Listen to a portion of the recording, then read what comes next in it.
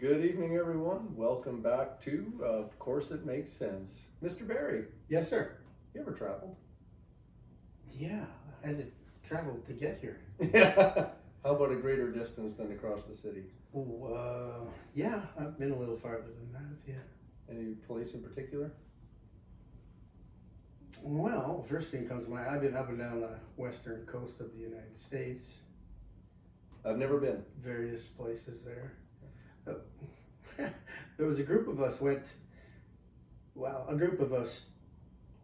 to California, and then from Los Angeles, you go down to San Diego, To Tijuana. you go to the border to go to Tijuana, but I didn't make it in.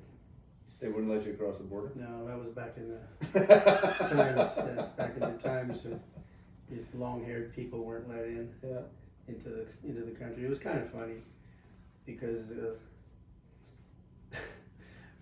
we got there and everybody else went in, so I had to go back to the car after that. I sat in the car in the parking lot for about 4 hours in 85 to 90 degree heat. And these guys are having a good time in Tijuana.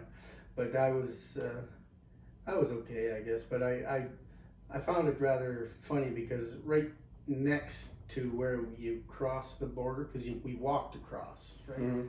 And right next to there's a guy with a hat stand, selling baseball hats, baseball caps, and where you just tuck your hair up under the baseball cap and walk across the border, and nobody ever said anything. Yeah. And I never bought the hat, otherwise I could have gone into Mexico myself. But Now you need a passport. and the guy is, well, no, yeah, but you just go in there for the day. I guess you do have to show your passport too. Yeah. But yeah, I thought that was kind of, and he was selling at that time. I think it was $5 a piece for a baseball cap, and it was too late for me because I got stopped. The guard comes up running up. I'm not even sure it was loaded, but he had a rifle machine, an automatic weapon, and I'm not sure that it was loaded or not. That brings up another story. I always In Hong Kong, yeah, I had another story about a weapon, but that doesn't matter. We'll talk about that one later. I was just thinking back that I was 44 before I went on my first hot holiday, and I always said before that I didn't need to. You know what? I was born in Canada. I like Canada. Winter gets cold, yeah, but you know what? I still call it home, and I like it. But my wife and we went to Mexico together the first time in 2012, and I realized, yeah, hot holidays are nice. Mm-hmm. Yeah, they are. It's tough to come back to. Well, I mean, if you go in January, make sure you don't come back until March. Yeah, well, even March around here is bad. We didn't, like when we went to Mexico the first time, I remember it was January 2012. We left Saskatoon, and as we were flying out, I looked down and we had very little snow. It was brown. From the area you look down, and it was like hardly anything white on the ground. And we were in Puerto Vallarta for 10 days. We came back. When we left Puerto Vallarta, it was like before noon. It was like plus 27. And when we landed back in Saskatoon that night, it was minus 38. Yeah. So we went. That's wonderful. Well, the funny part was, we got picked up at the airport, and I walked outside. My oldest son was with me, getting ready to get in the van, and I stepped outside and I went, home.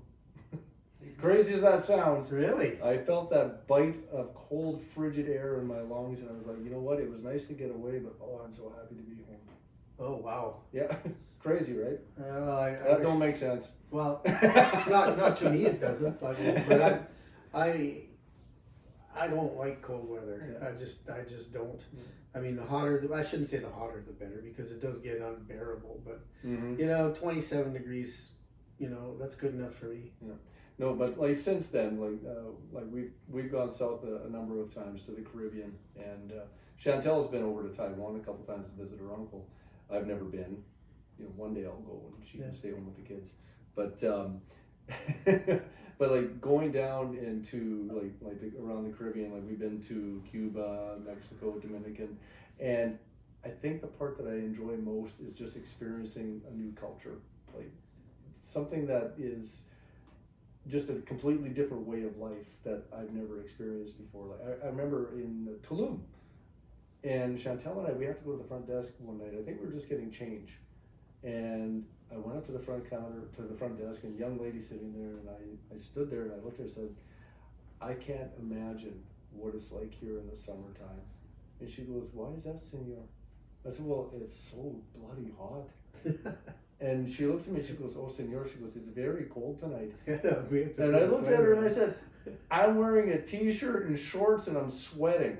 I said, I can't imagine what you consider to be hot if you think this is cold.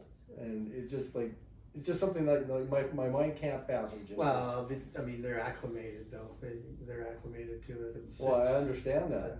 But like to stand there in a pair of shorts and a muscle shirt and I'm sweating and then somebody tells me it's cold out, I'm like, yeah, no, it's not. Yeah.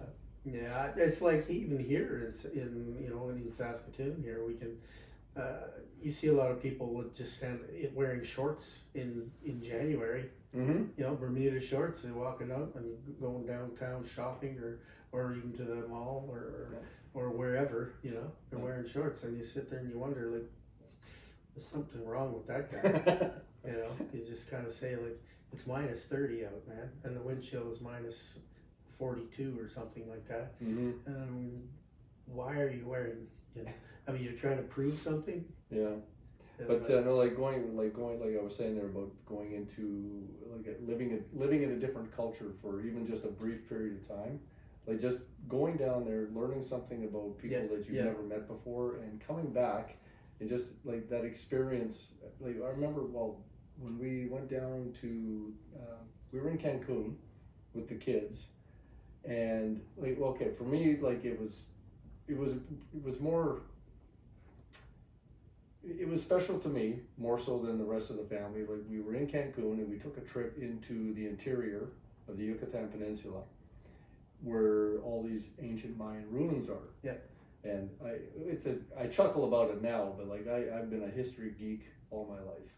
And I remember we went into this place called Chichen Itza. Yeah, been there. Yeah. And I remember. Well, I haven't actually. Yeah, That's a different story. Yeah. I was walking ahead of the family. I had my youngest son with me. We were with the tour guide, Victor, and all of a sudden, like we're walking through the jungle, and you can see the market, the flea market that's associated with the site, and then all of a sudden the clearing, and there's this pyramid, and I'm standing there looking at this pyramid, and my wife came up to the side of me, and she looked, and I had a tear coming out of my eye. No word of lie, I had a tear. And she looks at me, she goes, "What's wrong with you?" And I'm like, "I've only ever seen this in pictures. Yeah. I've only ever seen this in the movies or on TV." I said, "I'm actually here." Yeah. And like for me, it was just like one of the most exciting things I've ever seen. Yeah. Well, we were in Cancun, and the family went to Chichen Itza. I was suffering from Montezuma's revenge. So ate too many habaneros, did you? So I had to stay home that day. Well, in the hotel room. Yeah, that was. No, but I heard how what a great place it was. Mm-hmm. But it was not for me to go there. I guess it wasn't in the cards. Yeah. No, I just like for myself, like just to experience another culture's way of life, like just like the food, for sure, the history, their camaraderie. You know, it's just like their welcoming attitude. Like when you go to these like tour, and again, you can't paint the entire country in one picture, but like these tourist areas, very welcoming. Mm-hmm. I love traveling.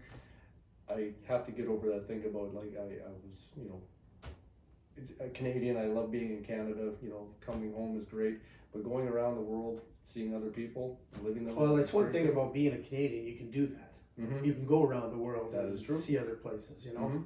Mm-hmm. I mean, back in the '60s and whatever, that was the advice: put a maple leaf on your backpack, mm-hmm. and you can go anywhere. Go anywhere. See, that's what we put. The big thing was we put to you in go, front of that flag for a reason. Well, the big thing was to go to Europe at that time, mm-hmm. and I had no desire to go to Europe. Yeah. I guess now I wouldn't mind going to Italy. Yeah. You know, I think that would be a great place to go. One day. Well, maybe we'll do a broadcast one day from another locale. And maybe we can have a pizza. Yeah. Anyway, we will see you again, folks. And again, if you have any suggestions of something that we could just talk about, shoot the breeze about, leave us a nod. Thank you very much. See you soon. See ya.